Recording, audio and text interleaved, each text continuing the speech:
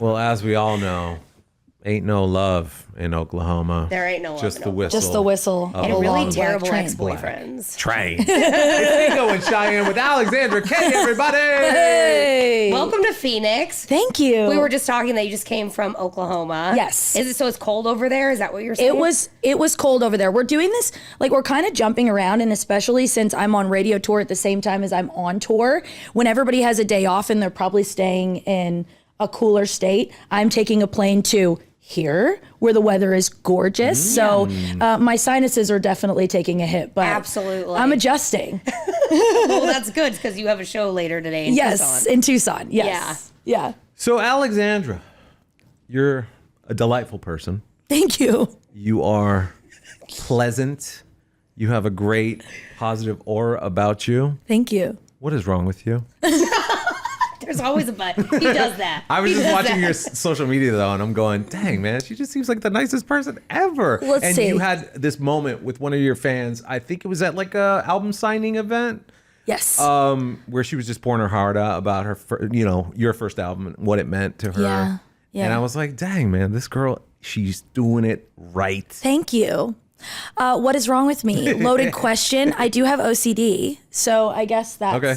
something I that think is that's wrong. kind of a perk to The be book, honest. the book turn like But this I- is bugging you out. but I am treating it. So my OCD is more like obsessive thoughts.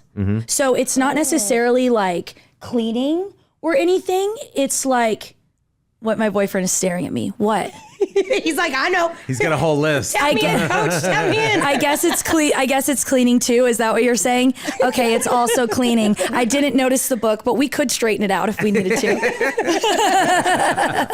Well, that's not too bad. Yeah, no, it's not too bad. I am obsessed with working and music and creating, and so I guess that's worked out for me in my life. So Yeah, man. Yeah, you're doing great. Thank you. Congratulations on all your success so far. thank you. Obviously playing on Kelly Clarkson's nothing to snub your nose at. Oh my gosh, honestly, are you guys dealing with the same thing right now where you're like, you don't know if something is AI or if it's real? It's the like, are you worst. guys dealing with that I will too? literally send Niko a video on Instagram and he goes, girl, that's fake. And I'm like, no, it's not. He's like, you need to go to bed. I have a pretty Let me decent enjoy AI my dog. animal videos. Like AI. No, but when I saw it on Kelly Clarkson for the first time, I said, why does this look like it's AI?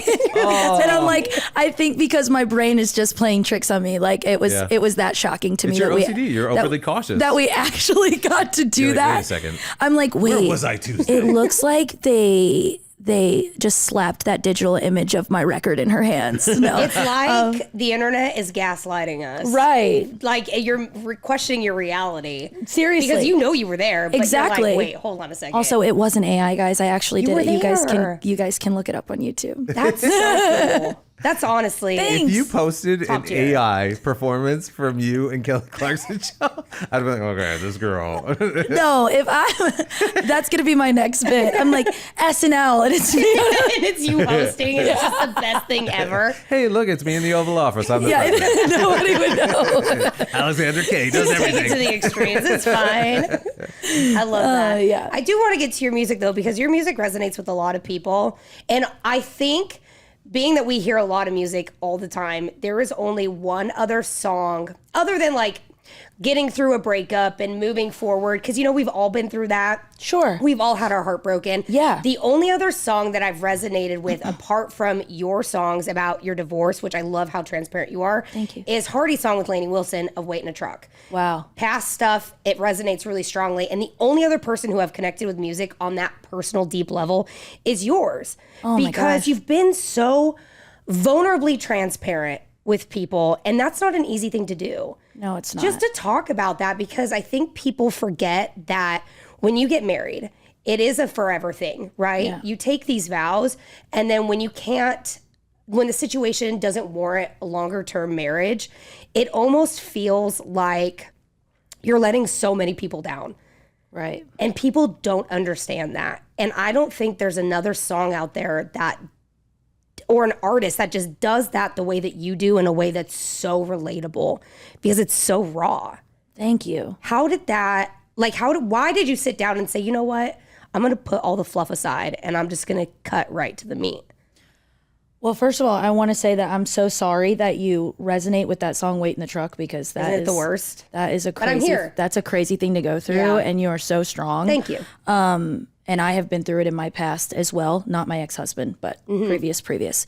But I have to say the way that it's so easy is because I didn't think anybody was gonna hear it.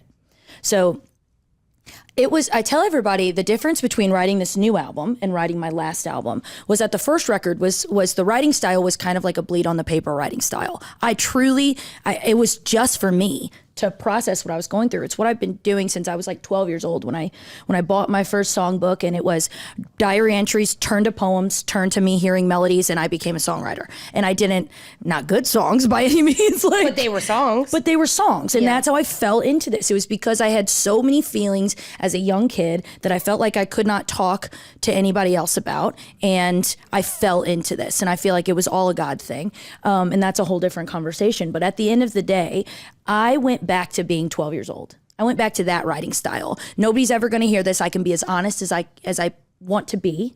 And I can write for me.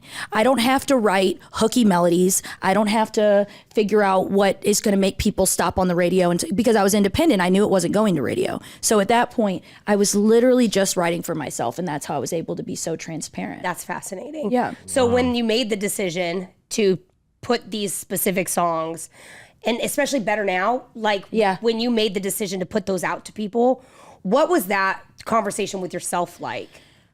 Well, I'll tell you, the conversation with it was a lot of anxiety. And honest to God, I did call my manager days before the record came out. And I said, we can't put this out. I'm fully having a panic attack. Understandable. It's way too personal. And this was the last record, not this one. This was all I've ever known. And I was like, it's way too personal. No one's going to relate to it. Everyone's just going to think I'm weird. And it's just, I let them in too much. And she's like, well, it's a little late for that. It comes out in days. And thank God it was too late for that, right? And I didn't actually want to pull it. It was just, I was fully having a panic that I had let people in too much. And once I opened those floodgates is when I realized that that's what these fans needed. The people that are fans of me now, right? Because I went from being the coffee girl on TikTok and they just knew me as making coffee and singing 90s country songs. Thank you so much. You're welcome. Thank you. But I went from that to a real artist that people actually take seriously because they resonate with what I created. Right. And that, I can't imagine if I would have been too scared to put this record out. My life would be completely different. Yeah. You know? That entire story is just fascinating, and even how you came from making coffee on TikTok, literally just pouring it in. The ASMR of your original videos was before ASMR was cool, by the way. Thank you so much. That's fascinating from start to finish. Thank you. And now I own a coffee shop. It's called The Coffee Girl. Oh, I love that. In my hometown. And it's the first of many, hopefully, looking for a Nashville location now.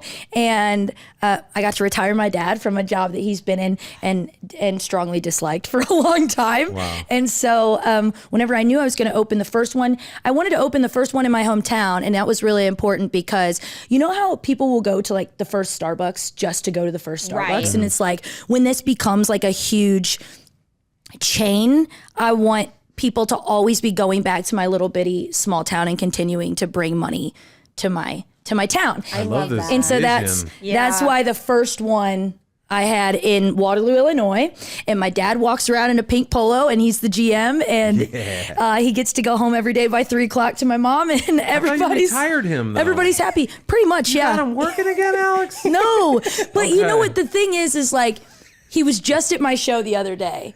And I'll call him now, and his favorite joke is because the place basically runs itself. It's very self-sufficient. You know, Yeah. we have great managers, we have great staff, And they do a great job. And honestly, the other day I called him and I was like, hey, I'm playing the Opry on December. I forget the date off the top of my head. I was like, so mark that off or whatever. He's like, his favorite joke is, gotta see if my boss will let me off. I feel like that's like, something my dad would say. Yeah, and I'm too. like, That's a okay, dad Dad. line. That's a total 100%. dad Okay, Dad, line. In see fact, I'm there. writing that down. Yeah, Put exactly. it in your pocket for I'm later. saying that to my wife in 4.5 minutes. He loves it. Girl, gotta see if the boss will let me off on this one. Oh, I love that. It's also kind of like when obviously success is amazing and everybody's rooting for you and it's great. But like when you can plant that in your hometown, you're kind of giving like everybody who was like, oh, that girl's just singing on TikTok. It's kind of like, yeah, well, I'm now making a life for myself, my entire family. I'm being successful, and watch me flourish.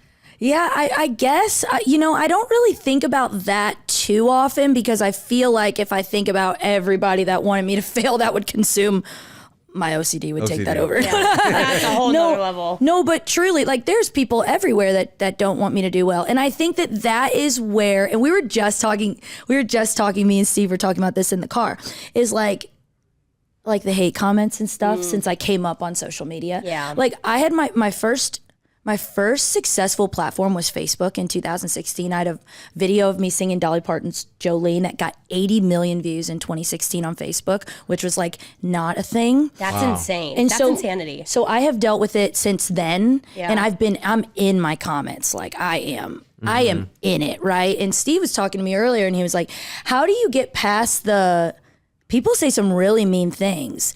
And I'm just like, I have never been sad enough. I have never been in a worse enough place to have to go on social media and tear successful people down or comment on someone's 1000%. body or Yeah. make someone feel bad. So honestly, like I just have empathy for people who are in that bad of a place. Yeah. And that's what keeps me like positive, I guess, through it all and not, Do you remember your very first mean comment?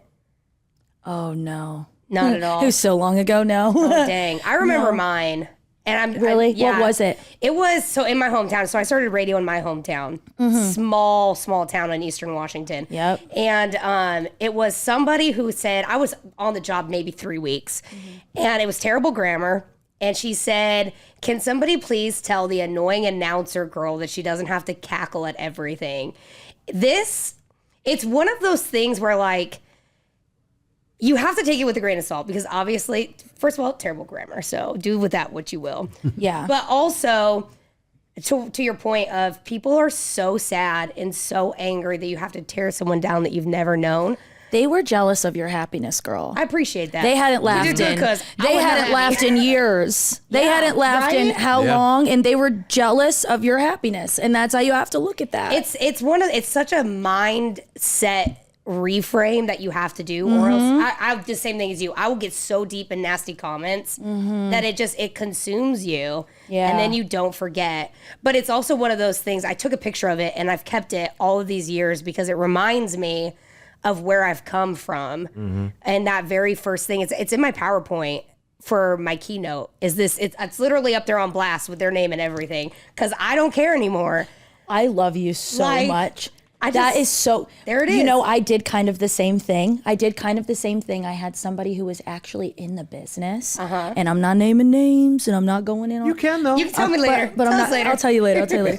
But there was somebody who's actually in the business, actually a decision maker at somewhere, or was. I don't know if they're still there. But anyways, they tweeted one day about how when you stop pouring coffee, like, are fans still gonna be there or something? And it was a subtweet about like me getting started as like the coffee girl on TikTok, right? I printed it.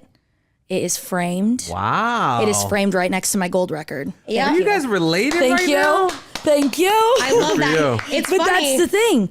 That's the thing. They'll like, and that is somebody who is a decision maker in this Yeah. business who is subtweeting about me That's so motivate you. gross. staying as the coffee girl, and I'm like, you know what I mean? that And I work was out like, for I you? want to Yeah. hang this in the coffee shop, honestly, but it has her at on it. I was like, I can't be doing all that. I gotta blur it out or You something. mean you could? Yeah.